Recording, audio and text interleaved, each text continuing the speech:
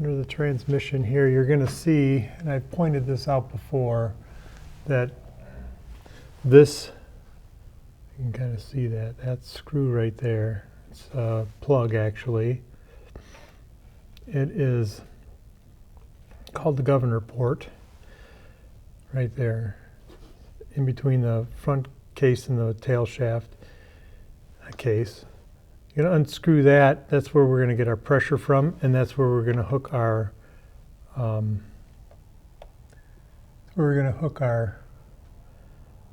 line to for our pressure switches. So now I'll show you the pressure switches. So this is what we're going to use. We have a 90-degree. This is a 16th pipe thread right here. And then I have it going into a 1/4-inch compression stainless line, because I'm going to use stainless hard line to do this. Now, you could put a pipe, 16th pipe thread, and an and fitting and do a steel braided hose, if that's what you'd prefer. And you can route that hose wherever you want. But I'll show you how I'm going to do it. So anyway, this is going to screw into that port, that governor port. And then I've got some line, some 1/4-inch stainless steel hard line, and that'll go all the way to this part here. I'll thread it in here. And this has got an 1/8-inch pipe, because my pressure switches that I picked this time were both 1/8 inch, so I just got a stainless T, and so I can screw them in this way. These are different pressure switches than I had used on the other car. This has 3 spots. There's a common right here, normally closed, normally open. So we'll hook it to the normally open and we'll ground the common. So that way, when this pressure reaches a certain PSI, equivalent to the mile an hour that we're running, this will actuate grounding out the wire, which in turn actuates the solenoid that's in the transmission, kicking in overdrive or lockup, whichever one I decide to use. So this is basically all it is. Now I'm going to route mine, and I'll show you what I'm going to do. So back under here, where that plug is right there, I'm going to leave that with that 90, and I'm going to actually come back, and I'm going to go through this part between the cross member for the transmission and the transmission itself, and I'm going to turn right at that, see where that bolt head, the nut is sticking out there. Right there I'm going to turn, and I'm going to head over this way. I'll go on the front side of that screw and come over here, and I'm going to terminate that somewhere in this area right by the seat bolt. Seat bolt is right there. Probably going to hang it, like off of here. And you might think, well, why the heck are you running it way over there? Well, the reason I am running it over here is because when you set this up, you need to crawl under the car several times to get your pressures right. You'll be running up and down a country road a dozen times adjusting your overdrive, and then a dozen more adjusting your lockup or something like that. So this, to me, makes it real easy because I'm right here by the rocker panel, and I can just get out of the car, kind of reach under, turn the adjustment screw, and test again. Because sometimes I'm not sure exactly how sensitive these switches are, but my other pressure switches are real sensitive, so it only takes a fraction of a turn to make a difference. I think these ones aren't going to be quite as sensitive. That's why I picked them. But we'll see. They might be. And if that's the case, you know, you can adjust them. And now you're thinking, well, you only do this once, so what's the big deal? Well, that's true. You only do it once, but you do have to do it quite a bit to get it set up. And then after it's set up, yeah, you're right. You don't have to constantly adjust these things. But if you find that you don't like where you put it, let's say you put your overdrive coming in at 45 miles an hour, and then you realize that, boy, you cruise at 45 miles an hour, so your overdrive is coming in and out and in and out and in and out. You can adjust it to 42 or 41, something like that. At least that's what my thought is, because I do have that with my other car, so I'm pretty familiar with this. But the other thing I'm thinking about doing is maybe making it on a timer, so it actuates and still takes a couple seconds to actually engage, so that way it doesn't go in and out and in and out. It'll give a little reprieve. But right now I'm not going to worry about that. That'll be a different time. Right now we just want to hook up this line. So I'm just going to use just regular plumber's tape.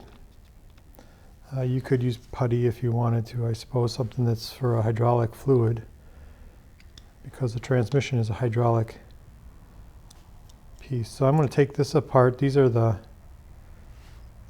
compression pieces inside there. Now, here's the pipe thread. Here's how you do this too. I don't know if you take your tape, you take your part and you put the tape on top. Keep your part in your right hand. Put the tape on top of the part like that. And then I'm going to kind of pull it, kind of squeeze it, because you want it to kind of go into the threads like that. And I'm just going to kind of turn it like I'm tightening it in. Okay? You only need it a couple wraps, and then I'm going to break it. You're going to say, oh, geez, there's tape here. Well, we're going to clean that off, just like that. Just like that. So now, where I ended that, when I tighten it up, it doesn't try to unwrap the tape. So that's why you do it that way. And then you do not put tape on the other side. And this is the other pieces here. There's two pieces usually. One there and one in, oh, it's stuck inside there. There's a part in there that fits into this chamfer inside there, and this cone matches that cone like that. Okay, and then we're going to end up putting, when we decide to get it in there, the stainless line will go in there like that, all the way in, and then you tighten that up and it crimps down on there for 1600 to 2000 psi. So that's what we do there. So I'm going to continue doing that with my other pieces. Again, we take this,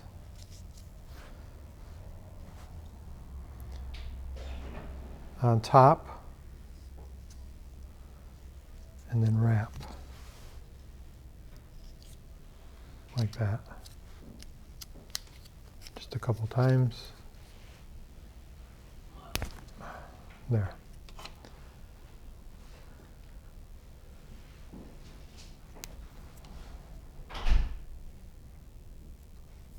Just like that. And then this will thread in like that. Try it one more time. Take the tape, take the part with your right hand, put the tape on top, wrap the tape around, holding your thumb on there so it doesn't spin, pulling it kind of snug so you can see the threads there. You don't want that loose. If that's loose, that tape can actually walk off of the part as you're tightening it, causing it to not be effective and lose your seal. I'll screw that in here like that. One more time.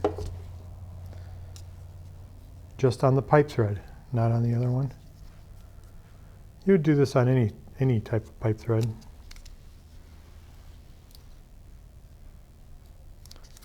Just like that.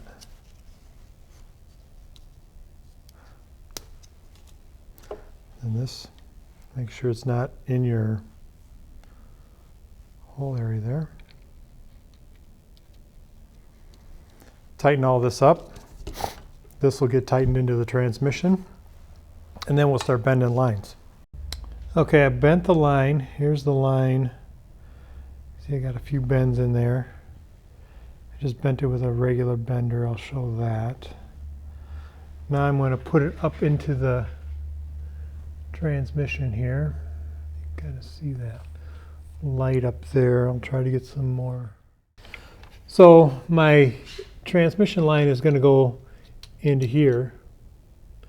I got to get around this frame section, these cross members, and then I also have to get past my subframe connector because I'm bringing it all the way out to the rocker. So this is what I'll do.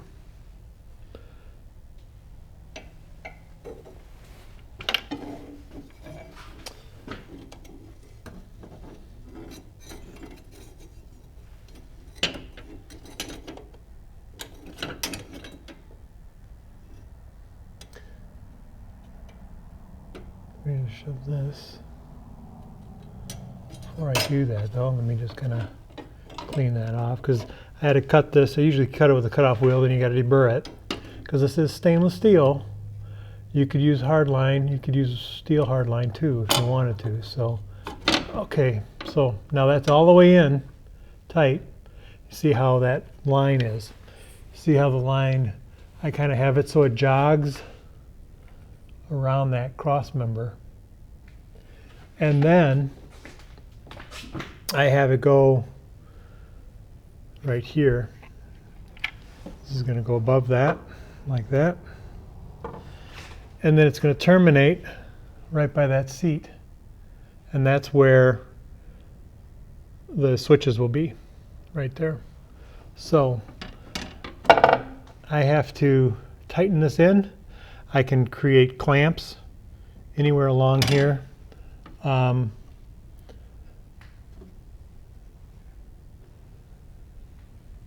then that way everything can get held in. Now you want to kind of be careful with clamping, because if you clamp too much, there still has to be a little bit of movement in this line for transmission movement. That's where if you were to go with a steel braid, you wouldn't have to worry about that. You could just clamp wherever it would move. But this is, since this is hard line, I want to give it some room to move before I clamp it. So I'll clamp it behind the cross members stuff. So and that's the line. I'll tighten it all in and come back. So there it is. There's the line. All tightened in. Going alongside the transmission, around the cross member. I gave plenty of room back here for flexibility. I didn't hug it tight to the frame. Cross member there. And then we went across. You can see it. I'll move over here. And you can see where I'm going to be mounting it right there. I just have a zip tie on there right now. There was already a factory hole in that mount for the seat, so I just zip tied it through there for right now. I'll make a metal bracket. And the nice thing about these compression fittings too, you see the angle that I have the pressure switches at.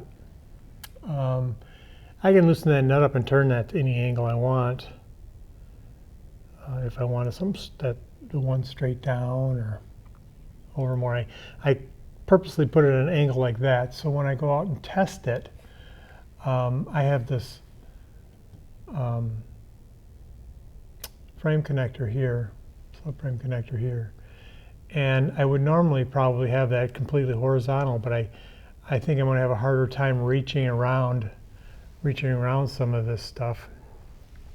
So I just angled it down for now, and I can get to this end because this is where the adjustment is, and it's a hex. It's like an Allen. So you can pull this. There's a rubber plug in here, like that. And then there's an Allen inside here. So you just turn it to what pressure you want. And what I do is, these are preset from the factory at 10 psi or something silly. So I will back that out quite a ways before I even drive it, as you can see on the end here,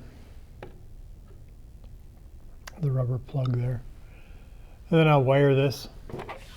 One wire, well, I'm not going to get into the wiring quite yet, but got that line bent. Got it coming all the way across, all the way down, through here, and all the way, and hooked up tight. And that fitting there is a little bit of a bear. I would suggest to make it easy for you, if you have rubber engine mounts, you just drop the trans down a little bit, then you can tighten that up. But mine's solid mounted, so I had to deal with it from up there. I just kind of made a little custom wrench and it tightened it right up. So, and it's all good.